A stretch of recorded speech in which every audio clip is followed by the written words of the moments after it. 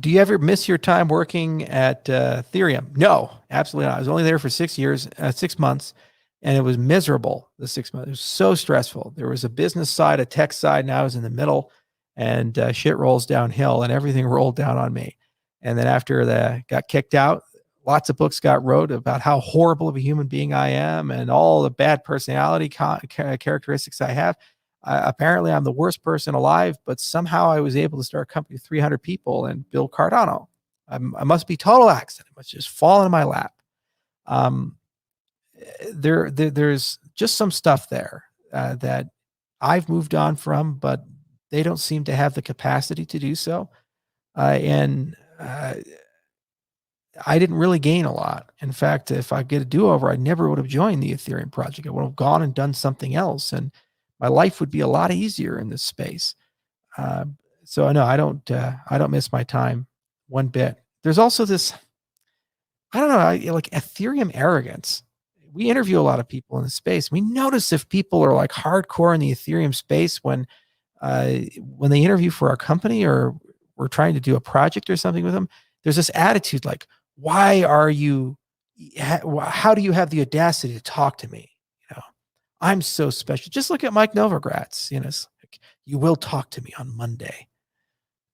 I just so much of that from that side of the space, as if their shit doesn't stink.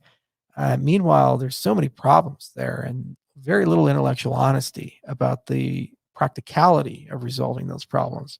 I mean, sure, we've had some delays in our roadmap timelines. I'll be the first to admit that. And I'm the first to blame for that. I was overly optimistic on certain things, but they weren't scientific delays. It wasn't like we were saying this is solvable and it's going to be solved by this date. And there wasn't even an approach. Guys, we had the Ouroboros Genesis paper published and peer reviewed in 2018. A lot of the Plutus stuff, 1.0 language, had we had faster engineering, we could have brought it to market in 2019. It's just the engineering was the bottleneck, and it was very difficult in practice to implement this stuff.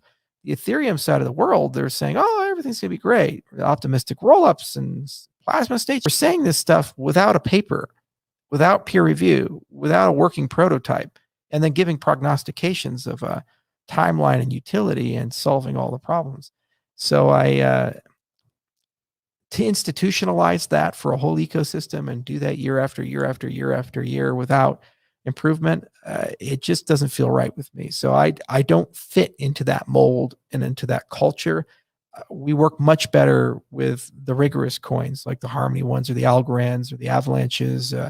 Even the Tezos, the community doesn't like me very much because I criticize Arthur Brightman, but I at least can read their stuff and understand it. And Camel's a great language, and there are great companies in that ecosystem like Nomadic Labs and so forth.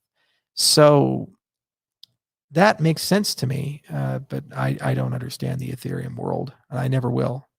And I also don't understand the ICO mania. I don't understand the high gas fees, all of this stuff, the unrealistic valuations, the high DeFi prices, all these things. It doesn't make sense to me.